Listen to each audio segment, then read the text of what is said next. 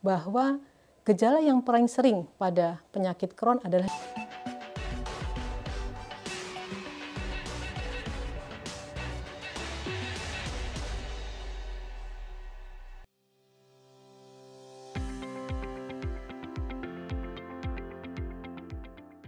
Halo Sobat Sehat, banyak dari kita yang sering menyepelekan diare. Kita berpikir diare hanya sekedar salah makan saja ya.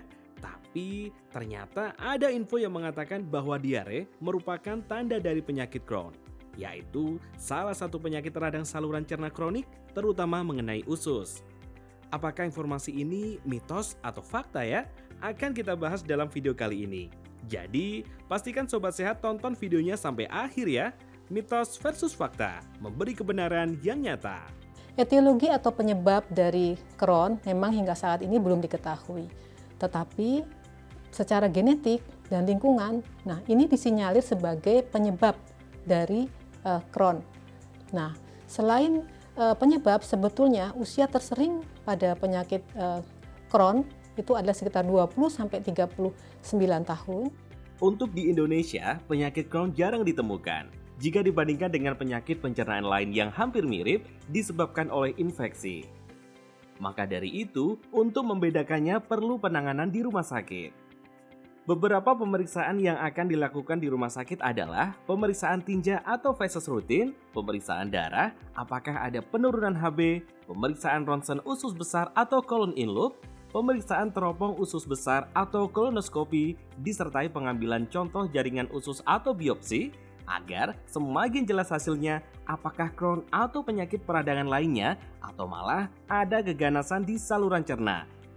Kembali lagi ke penyakit Crohn ya. Seberapa sering sih diare yang dialami penyakit Crohn? Apakah iya seringnya diare ini bisa jadi tanda dari penyakit Crohn? Wah, mitos versus fakta, memberi kebenaran yang nyata. Ya, betul, memang betul. Ini bukan mitos, tapi ini fakta.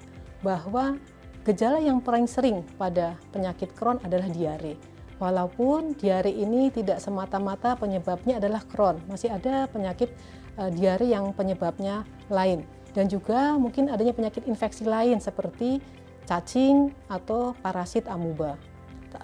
Tanda atau gejala yang paling utama adalah diare, di mana diare ini berlangsung lama, minimal 3 bulan dan kadang lebih dari 6 bulan. Atau mungkin juga bisa sampai bertahun-tahun. Nah, khas dari diarenya adalah selain ada lendir, juga ada darah. Bisa disertai dengan nyeri perut. Nah, dari sini karena ada diare yang berlangsung lama, tentunya akan terjadi asupan makanan yang kurang sehingga terjadi cepat lelah, cepat capek. Nah, karena nutrisi yang kurang juga akan terjadi penurunan berat badan. Jadi sekarang jangan sepelekan diare lagi ya Sobat Sehat. Jika diare berlangsung lebih dari 3 bulan, bahkan kumat-kumatan atau mereda kemudian diare lagi, berulang seperti itu hingga 6 bulan, langsung saja periksakan diri ke dokter agar bisa segera ditangani.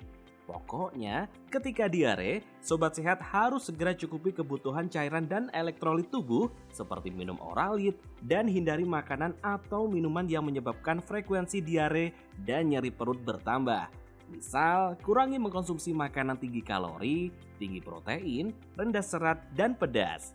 Terkhusus bagi Sobat Sehat yang sudah terdiagnosis penyakit Crohn, wajib minum obat sesuai anjuran dokter ya. Karena memang penyembuhannya tidak singkat sehingga diperlukan kedisiplinan dari pasien. Semoga kita selalu sehat ya. Sampai jumpa di episode selanjutnya. Mitos versus fakta, memberi kebenaran yang nyata.